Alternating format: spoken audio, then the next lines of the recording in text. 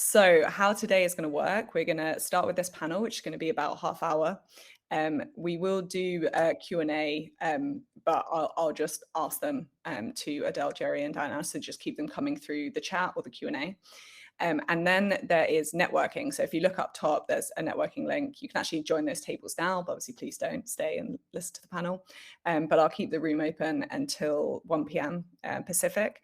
So if there's a particular issue you want to chat about, that each of those tables have 4 spaces.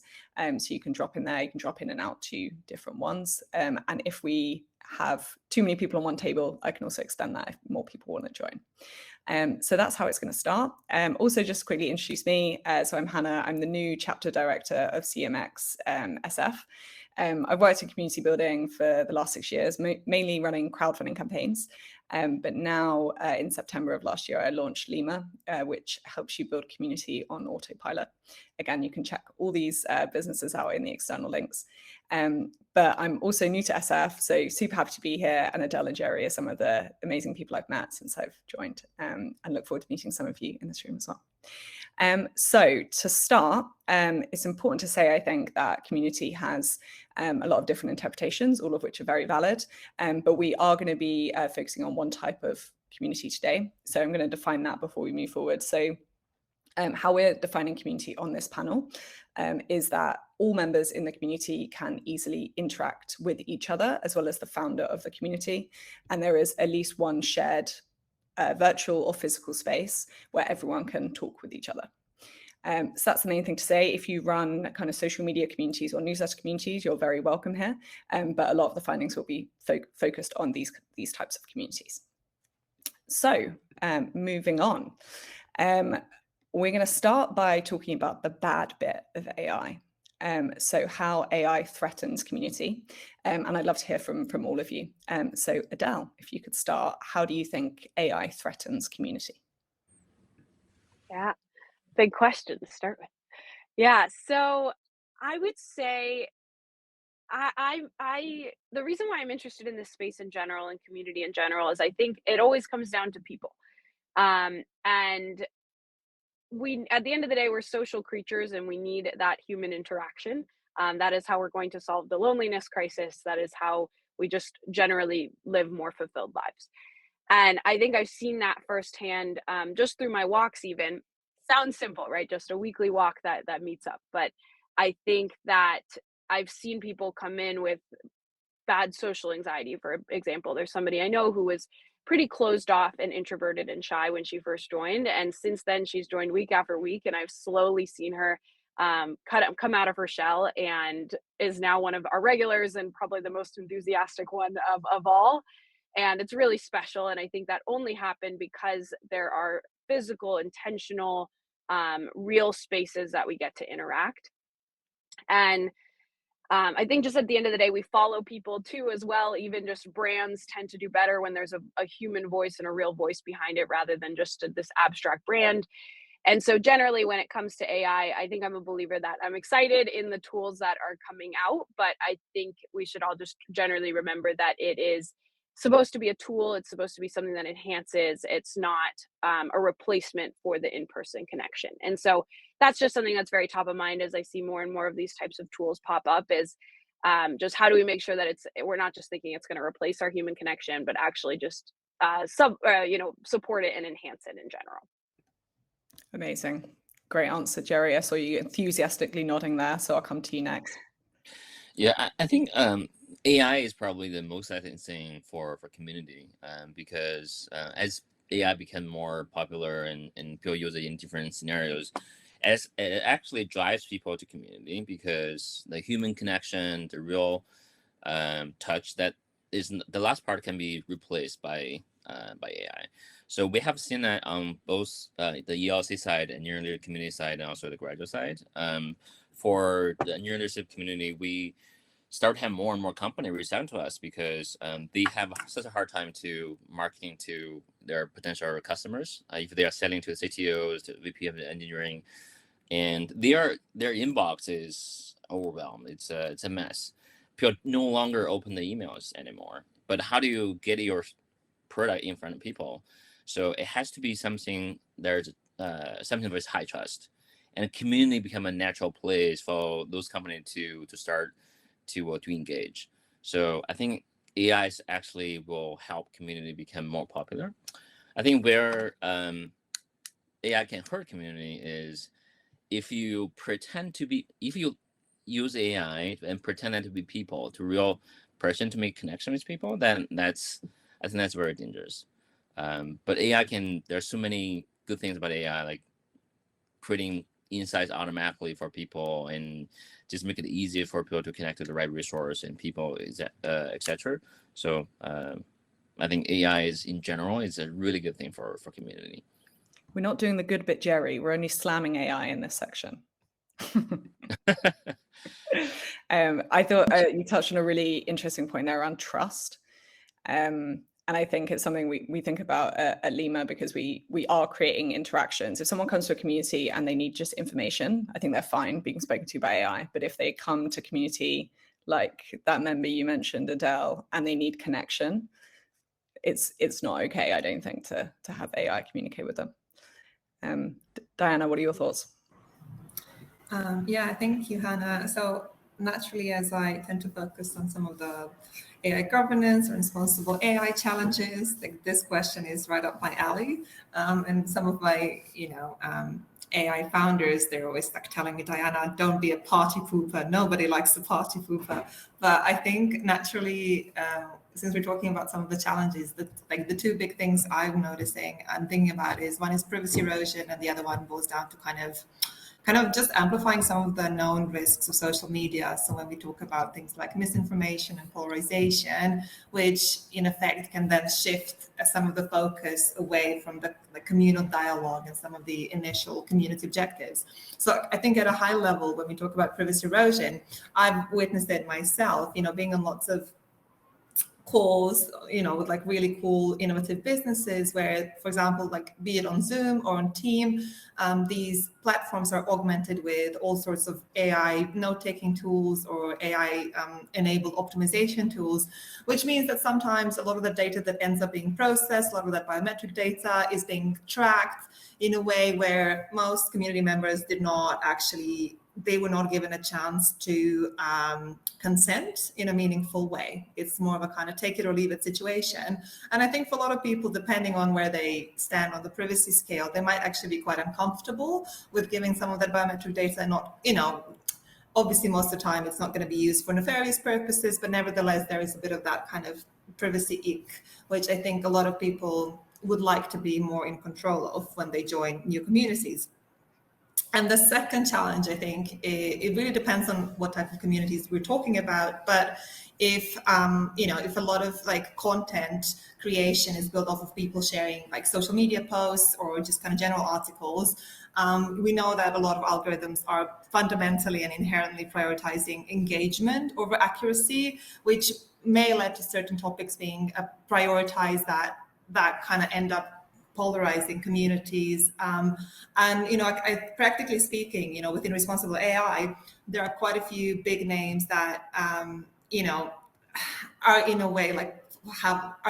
way polarizing personalities. So it might actually like steer the discussion away from kind of practical solutions to kind of almost like identity politics or, getting people to think about kind of tribal allegiances. And obviously that's not really helping the cause. So I think there's just something about being cautious and kind of aware that, if we're basically, if part of the community offering is kind of ideas exchange and it's building up a lot of like content online, it's just about being like aware of some of the risks inherent with using that content. So yeah, so that's all of the like party pooping I'm going to do. No, perfect. I love the party pooping. It's kind of, well, no, I don't want to frame your title as that, but as a big part of what you kind of need to do, especially when you're in like, it's such a hypey space at the moment. Mm-hmm. And that care and consideration that you talked about is perhaps missed. Adele, I noticed, when Jerry started talking about trust, you wanted to add something there and I kind of interrupted you. So did you want to mention that? Yeah, it was just a question back to Jerry around, I know you mentioned it can be dangerous for an AI to pretend to be a person. I was just curious for you to elaborate on that around just what types of thoughts you had specifically or any specific examples. Yeah, I think community is about trust and transparency. So I think people welcome using technology to make their community experience more engaging, more personalized.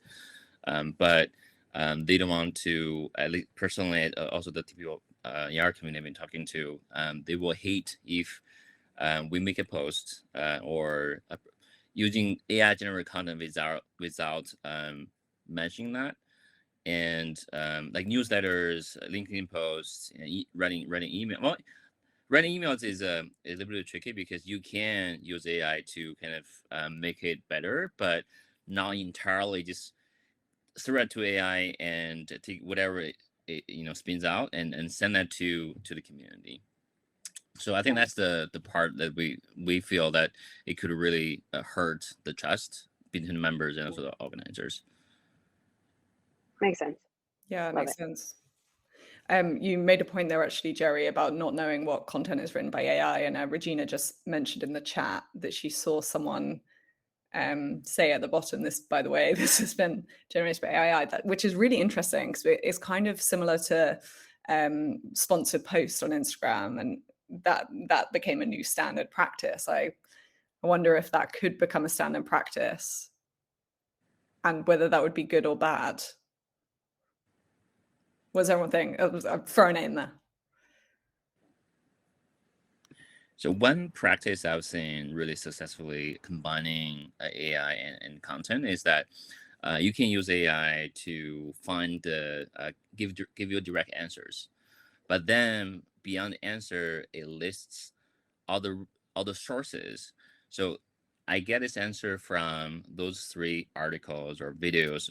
So allowing the consumer of the information can go back and check those sources. So there's also a reflection. This is not hallucinating. This is there's backed by a real content. It also give credibility back to the whoever the author of those content, which is, I think that's a very good format to leverage AI. Interesting. Yeah, so maybe we'll be seeing more of that. That sounds good. A lot of stuff I didn't know there as well, Jerry. Learning a lot. So we're going to move on to the positive spin. And so the question here is, how do you think AI can embolden, make community amazing? And Diana, I'll start with you. Thanks, Hannah. So I think for me, like one thing that stands out is how we can use AI and different AI tools to validate the community market fit, or if you'd like to call it a benefit market fit earlier on. And any founder obviously would like to get to that magical place as early as possible. And I think what's really helpful is data on community users, search intent, like what are they actually what sort of topics are they most interested in, maybe events they've attended, how successful some of these events were, what type of communication is happening across the platforms, what type of users tend to interact the most, and the ability to actually build meaningful relationships. All of that data and all of the kind of needs of the customers then can be used to quickly assess the actual USP of that community. So I think that's really great, and it's something that possibly one can test very, very early on. And then I think the second thing that comes to mind is pretty much kind of SEO and marketing. I mean, I feel like I'm part of very, very many niche online communities, and they tend to be buried somewhere, and they're just there's no way they're in 10th page of Google search. So I think using some of those like SEO optimization wizards is it's a good way, it's a good trick to help some of these communities gain in prominence. Yeah, really good point. So there was a couple of things there. There's, I guess, member relations, knowing more about your members, what they want, discovery, another big one. And then I guess a level of kind of moderation and management you mentioned there as well. Yeah. I mean, I think the whole content moderation piece is still, I think, challenging both for humans and AI, but definitely there is definitely that kind of content moderation piece as well. That's such a good point you raised. Adele, what are your thoughts? Yeah, I think the main thing that comes to mind for me is what I'll call back office management. And just I think as a community manager, whether it's in-person events that you do or virtual, there's just a lot of back end management that has to be done from guest management, if you have other hosts that are involved, venues, catering, event scheduling, just everything in between. There's just a lot going on. So I'm excited for a world where AI can just help take a lot of that lift off of the hosts themselves so that the hosts can actually do what they probably came to do in the first place, which is focus on the people and focus on community. So I would love for a world where a lot of that lift could be taken off of my shoulders and other community builders as well. And then I would say another one too is this is something Diana touched on as well, but more data analysis around your community. Even with the walks right now, we have so many different topics and probably hundreds of people that have come through the walks. And I quite frankly don't have great data around it all. We operate on Wix and it's very basic functionality for check-in and things like that. So excited for a world where there's just better data analysis so that you can have more recommendations, maybe match people better to chat, whatever it is, but just really to enhance the community overall. And then the final piece I'll mention too is helping with scale. I think that community managers, we can only do so much at a certain point, you know, it can only be in one place at one time. So I think that AI might be able to help with scale around whether it's automating how you do things. I don't think you can necessarily automate a facilitator role away. Maybe you can, who knows, we'll see. But I think generally there could be room to help with scale. So I'm excited for that too. Yeah, amazing. I think my experience so far in meeting some of the amazing community managers in this community and in others is that they're some of the most, as you all are, like dynamic, creative, empathetic people. And if 80% of their time is spent doing kind of administrative tasks that actually don't allow them to use that, I think it can be a really difficult job. So I totally agree. If we can take that off their plate, and allow them to use all those super skills that they have. I think that's an exciting world. And I have to read out Joshua's comment here, but please automate some of my work so I can take a nap. I love that energy. Amen. We are pro nap here. I actually had one today. Very refreshing. Love it. Jerry, what are your thoughts on how AI can embolden and bolster community?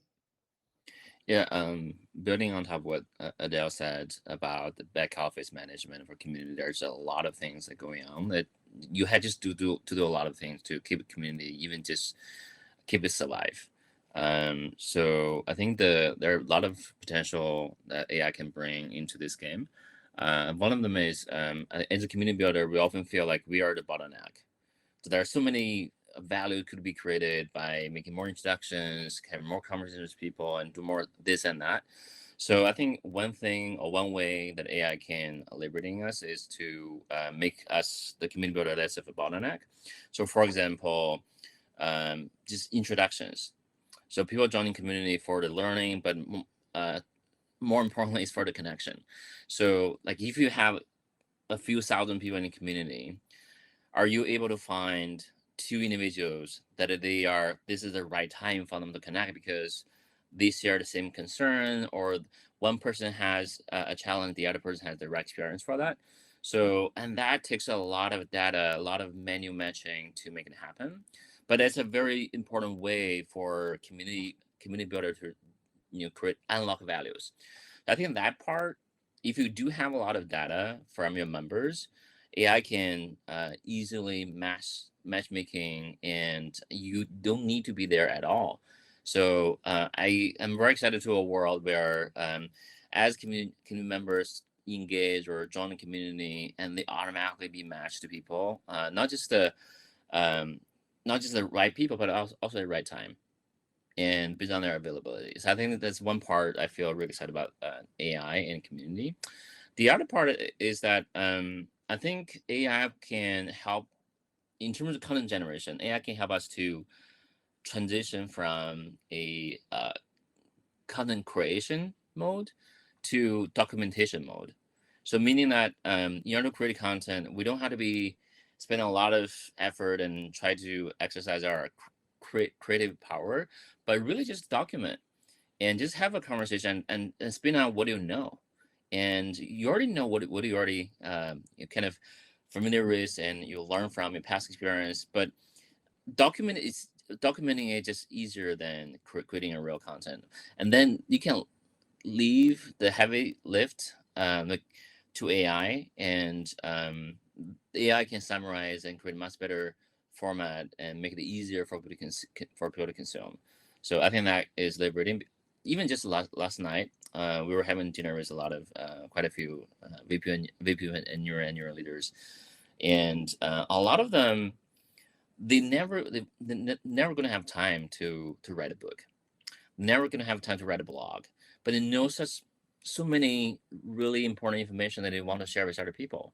So if AI can help, they just sit down and spin out what you know, and don't worry about how it looks like, and that's will accelerate a lot of content generation for communities. I think the real value of community is that what do we know? What's each of the member know?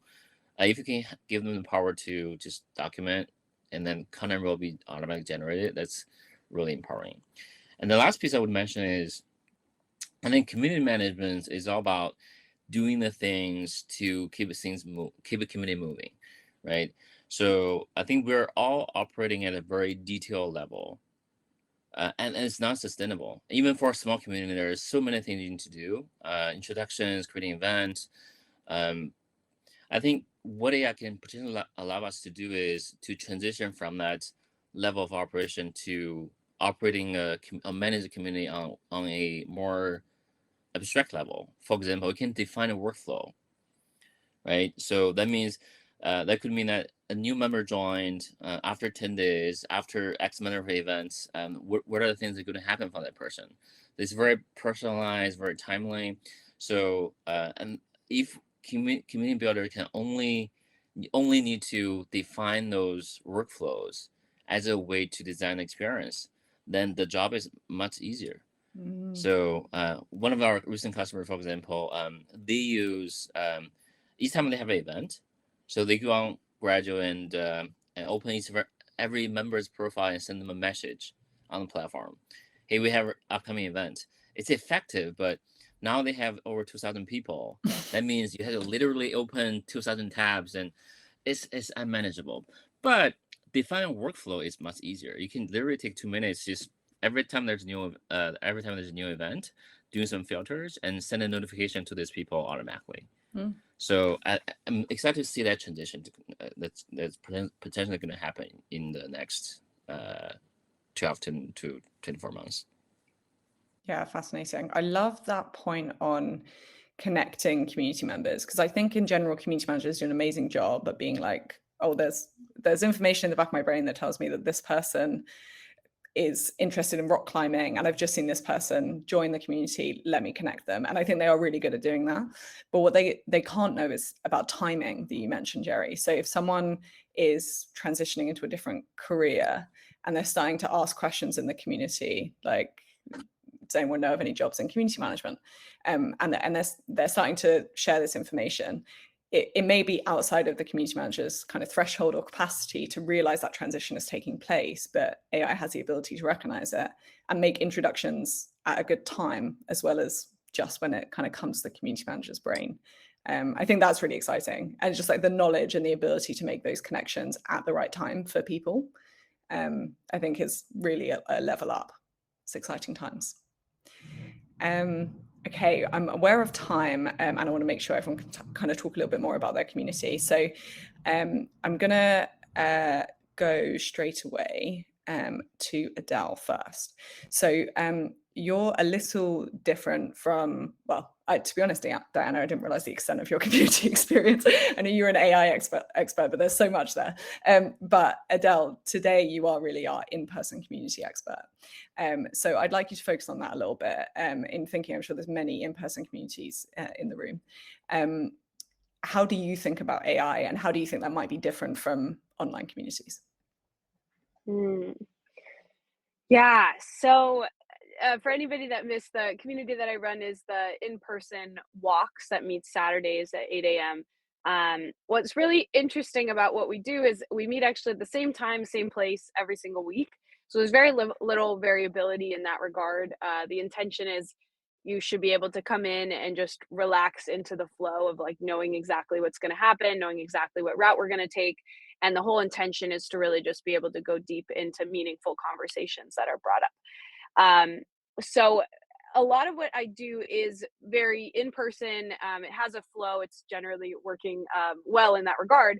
But as I mentioned before, I just think with that back office management around one thing that Jerry said too, rather than content creation, if I could just focus on, you said the words content documentation. I love that. Not really worrying about how I output it, but just kind of being able to dump it all and being AI crafting that into something compelling. That is really interesting to me.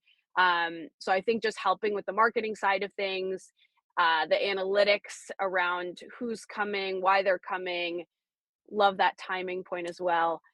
Yeah, that's a bit of what's been top of mind. So I guess generally it's a bit different because we do have that in-person flow, but I think AI could help me to just focus on that rather than all of the extra things that are going on in the background, and really just go deeper with the community members that I have now. Amazing. Yeah. So to clarify, Adele, do you have any newsletter that you got your Wix site? Do you have a newsletter? How do people actually find you? Yeah, so right now we actually just post on Twitter. And it's very word of mouth driven, I would say. It's, the space is there for you, join. But we don't have a newsletter. It's actually pretty intentional that we want this to mostly just be in person and not manage a virtual community on the side. We just want it to be a space that you can rely on every single week. We never cancel, that you can be there, rain or shine, Saturday at 8 a.m. So a little bit different in that regard too. We're not necessarily looking to expand from like a newsletter or virtual community side of it. But that's amazing. And actually that's maybe how AI could help, because if you need to stay in touch constantly with members, you have to at the moment set up a virtual community, but maybe there's a solution that allows you to keep the sacred in-person space, but helps a little bit in the backroom stuff. Fascinating. True. Yeah. Diana, I'm going to come to you now. So your special question. So you work on implementing AI in a responsible way or adjusting AI strategy to make sure it's more responsible at some startups, community startups, VCs. I'd like you to imagine that you're speaking to a community builder that knows that they should implement AI but hasn't yet. What should they think about first? Sure, yeah, thank you. So a couple of things, and it's interesting because I think we have touched upon some of the key themes already. So I think first and foremost, understanding whether AI is needed or AI programs can actually help with common objectives such as improving engagement, personalizing some of the online experiences, optimizing the operations, and so on. So really being very clear on what the AI is supposed to be helping with. And then I think Jerry talked about the data and like just the very obvious need for like large and kind of quality data that you can actually work with. I, again, as a kind of somebody who loves that kind of strategy, but also responsible AI piece, I would try to very early on understand the risk, be it from a kind of data privacy or security or bias perspective, and just kind of be transparent about it and tell its members when they're interacting with them with a bot or an AI tool, just kind of being a bit more transparent around that. So I think piloting would be another obvious way to start, so starting small and small scale implementations, just to like test the waters. And I mean, this is like a really big one. So prioritizing user experience. When I was building a tech incubator, we were so hung up on finding the right platform, and we just fixated on tooling, and then actually that really wasn't what drove value for most members, most members were really keen on having access to the community, which, that kind of access they could have had in person, they could have had on like any sort of platform, any platform would have worked. So I would just very early on, as one is setting up these pilots, I would just go back to really checking in with the actual user and seeing whether they see that added value of AI or not. So yeah, I think these are some of the considerations that I would suggest founders consider as they're like evaluating whether AI can help with community building.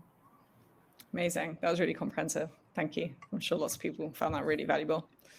So Jerry, you're gonna round us out. No pressure.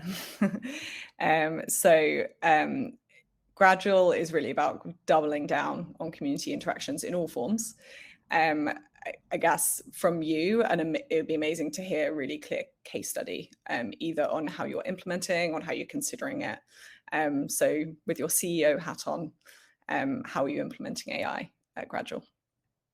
Yeah, we actually had a hackathon back in November when we have during our the team retreat for the first time. The Siemens AI, we work on quite a few different projects, and it's fascinating to see what can potentially being built very quickly. So there's a few areas we're working on right now. One of them is just like what I mentioned earlier, making introductions based on the first-party data and also behavioral data from each of the members, and make those introductions more timely without intervention from the community builders. And we're working on the workflows, making it easier for community managers to operate. And beyond that, there are two other things we're like to mention a little bit. One of them is I think what AI will enable us to do as a community is that we can turn community into a product. What I mean by that is, so in the age of AI, data is the king, and community is such a fascinating place to generate a lot of data by self-generate, content creation, forum discussion, events, etc. So all those data, if it can be made accessible through a very simple interface like a bot, then literally people can ask a lot of questions, get the right answer that nobody else can provide a better answer for. For example, like the ELC engineering community, general AI can provide a decent answer, but if you layer the vertical specific data on top of that and make it accessible through a bot, and that means your community becomes a very compelling and product that people can go to your community, get the best answers for the question in that particular vertical. So technical answers as well, which I think is huge. Yeah. Wonderful. Okay, amazing. So I'm now going to let people dive into networking rooms. There's not been new questions, and I think we've kind of discussed them as they've come up. So I think I'll encourage people to go straight away. What will happen is you'll click on networking, and then I'll ask if you want to leave the session, and you'll say yes. And then you can join whichever table you think is most interesting. Now, there's lots of tables because I just kept coming up with different ideas. If you're in one on your own, I'll pop in and either we can chat or I can encourage you to join another busier table. I'm going to stop recording now, so nothing that you say in those networking chats will be recorded. And just a huge thank you to Adele, Jerry, and Diana. I knew you would all be amazing, but this has been really, really lovely. So much insight, so much knowledge. So thank you, everyone. Look forward to seeing you in some networking. But if you're heading off, have a great night or a great afternoon, and hopefully see you all again soon. Thank you. Thank you for hosting this, Hannah. Thank you, Hannah.